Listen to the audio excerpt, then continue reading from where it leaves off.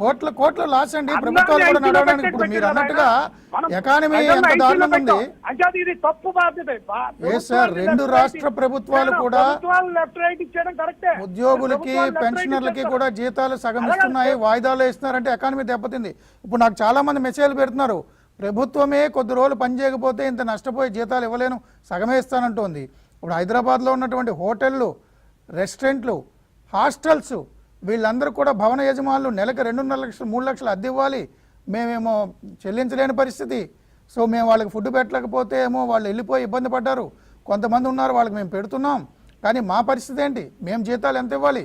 ఇన్ని పెద్ద shops and establishments ఉన్నాయి, వీళ్ళందరూ కూడా వ్యాపారం నడకపోయినా జీతాలు ఇవ్వాలి. సో పరిస్థితి నిజంగా ఎకానమీ దెబ్బతింటోంది. అయినా ప్రజల ముఖ్యం, దేశం ముఖ్యం కాబట్టి ఈ నిర్ణయాలు తీసుకున్నారు ప్రధాని. తప్పదు, ఫాలో అవ్వాలి అందరూ, ఒకరికొకరు చేయూతనిచ్చుకోవాలి.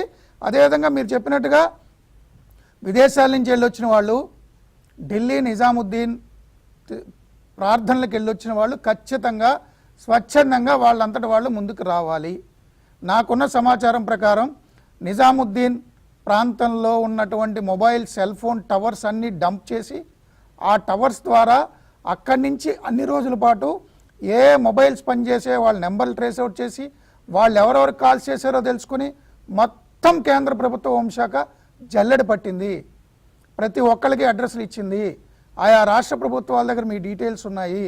మీరు స్వచ్ఛందంగా మిమ్మల్ని మీరు కాపాడుకోండి. మీరు రాష్ట్రాన్ని కాపాడడం కాదు, మీరు వెళ్ళండి, టెస్ట్ చేయించుకోండి, మందులు తీసుకోండి. లేదా మీ భార్యా బిడ్డలు, పసిపిల్లలు, తల్లిదండ్రులు అందరికీ పాజిటివ్ అవుతుంది. విజయవాడలో చూసాం, నిజాముద్దీన్కి వెళ్ళొచ్చారు, ఆయనకు పాజిటివ్, వాళ్ళ తండ్రి చనిపోయాడు, తల్లి చనిపోయింది, ఇంకొకరికి పాజిటివ్ ఉంది.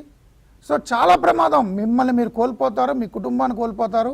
అదే కాదు, సమాజాన్ని, రాష్ట్రాన్ని కూడా నాశనం చేస్తారు. మీకు ఉద్దేశం అది లేకపోవచ్చు కాక ఖచ్చితంగా మీ అంతటా మీరు టెస్టులు చేయించుకోండి. ఎందుకంటే అందరికీ టెస్టులు చేసే పరిస్థితి మన దగ్గర లేదు. లక్షణాలు ఉన్నవాడికి మాత్రమే చేస్తారు, లేదా ట్రావెల్ హిస్టరీ ఉన్నవాడికి మాత్రం చేయగలం. ట్రావెల్ హిస్టరీ ఏంట్రా అంటే ఇది నిజాముద్దీన్. మీరు ట్రావెల్ హిస్టరీ ఉంటే స్వచ్ఛందంగా మీరు టెస్ట్ చేయించుకోండి. భార్యాబిడ్డలు అందరితో మీరు తిరిగితే ప్రమాదం, అర్థం చేసుకోండి. అదేవిధంగా బంగారాజ్ శర్మ గారు ఉన్నారు మాట్లాడడానికి. బంగారాజ్ శర్మ గారు నమస్కారం సార్. శర్మ గారు నమస్కారం. నమస్తే. నమస్తే అండి. శర్మ గారు ఏమంటారు, ఈ ప్రార్థనలు వీటి వల్ల కొంత స్ప్రెడ్ అయింది అది. సో భవిష్యత్తులో అలా కాకుండా దేశం, సమాజం మతాల వారిగా ఇడిపోకుండా ఈ వైరస్ వల్ల, వైరస్ని మాత్రం పారదోలి మనందరూ ఒక్కలాగా ఉండాలంటే ఏ మతమైనా సరే ప్రార్థనలు వీటిని హక్కులుగా భావించొద్దు, దేశమే ముఖ్యం. ఏమంటారు మీరు? సత్యం అండి. చక్కగా మనం ఉగాది కూడా మొత్తం అందరం పంచాంగ పఠనాలతోటి కలకల్లాడాల్సింది ఎవరి ఇళ్లల్లో వాళ్ళు చేసుకున్నాం. రేపు శ్రీరామనవమి వేడుకలు కూడా కేవలం క్షేత్రానికే పరిమితం చేసుకొని అక్కడి నుంచి అందరం టీవీల్లో చూసుకోవడం, ప్రతి ఇంట్లోనూ ఉత్సవాలు చేసుకోవడం అనేటటువంటి పని మనం చేస్తూ ఉన్నాం. ఈ రెండే కాకుండా శృంగేరి జగద్గురువులు వాస్తవానికి 3 లక్షల మందికి స్వామివారి సప్తతి వర్ధంతికి అన్ని ఏర్పాట్లు కోట్ల ఖర్చుతోటి చేసి, అయ్యో ఇంత విపత్తు వచ్చింది కాబట్టి చేసుకోను అని ప్రస్తుతానికి దాన్ని పరిపూర్ణంగా అన్ని లక్షల మంది వచ్చేటటువంటి దాన్ని పూర్తిగా రద్దు చేసి ప్రతి వాళ్ళకి ఫోన్లు చేస్తూ ఆపేయటం జరిగిందంటే జగద్గురువులు కూడా, పెద్ద పెద్ద పీఠాధిపతులు కూడా మనకి సందేశాలు ఇస్తున్నారు, చాలా జాగ్రత్తగా ఉండాల్సినటువంటి అవసరం ఉంది అని. నాకు తెలిసి సాధారణంగా అలాగే ఉంది, కానీ ప్రస్తుతం ఇక్కడ మాత్రం ఈ తబ్లీగ్ జమాత్ ఏదైతే ఉందో ఆ మౌలానా సాద్ గారు అలాంటి, అంటే చాలా మంది అందరూ చాలా పద్ధతిగా ఉన్నారు, చాలా మటుకు మసీదుల్లో కానీ చర్చుల్లో కానీ గుళ్ళల్లో కానీ జాగ్రత్తగానే ఉన్నారు. కానీ ఇలాంటి కొంతమంది మౌలానా సాద్ లాంటి వాళ్ళు అసలు మనం పట్టించుకోక్కర్లేదు, డాక్టర్ల మాట వినాల్సిన అవసరం లేదని ప్రత్యక్షంగా ఇన్ని వేల లక్షల మంది ఉన్న సభల్లో ఆయన డైరెక్ట్ గా మాట్లాడినటువంటి వీడియోలు కూడా రిలీజ్ అవుతున్నాయి. 281 మంది విదేశాల నుంచి టూరిస్ట్ వీసా మీద వచ్చి వాళ్ళు మన రాజ్యాంగం ప్రకారం ఇష్టం వచ్చినట్టుగా మత ప్రచారాలు చేయకూడదు. ఇవాళ నిజాముద్దీన్ కేసులో మత ప్రచారం చేస్తూ వాళ్ళందరూ కూడా దొరకటం అనేది జరిగింది. ఎందుకు వాళ్ళు స్వచ్ఛందంగా వచ్చి పరీక్ష చేసుకోవట్లేదు? ఈ మౌలానా సాద్ అనే ఆయన అండర్ గ్రౌండ్ లోకి ఎందుకు వెళ్ళిపోయాడు?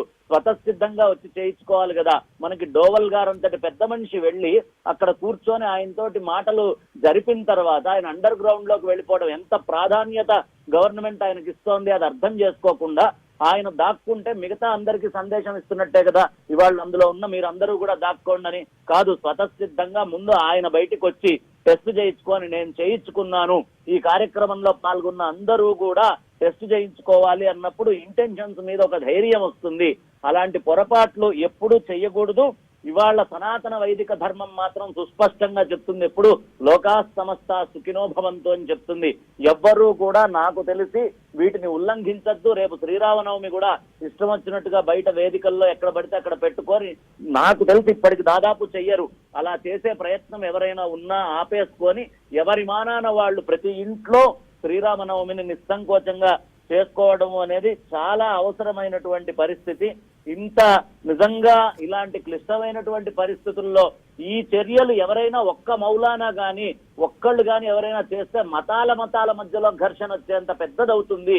కాబట్టి చాలా ఒళ్ళు దగ్గర పెట్టుకొని ఏ మతానికి చెందినటువంటి పెద్దలైనా చాలా జాగ్రత్తలు తీసుకోకపోతే ఉన్న కరోనా కాకుండా కొత్త మత ఘర్షణలు, మతానికి సంబంధించినటువంటి గొడవలు వచ్చే అవకాశం ఉంటుంది. దీన్ని ఎట్టి పరిస్థితుల్లో లైట్ తీసుకోవద్దు.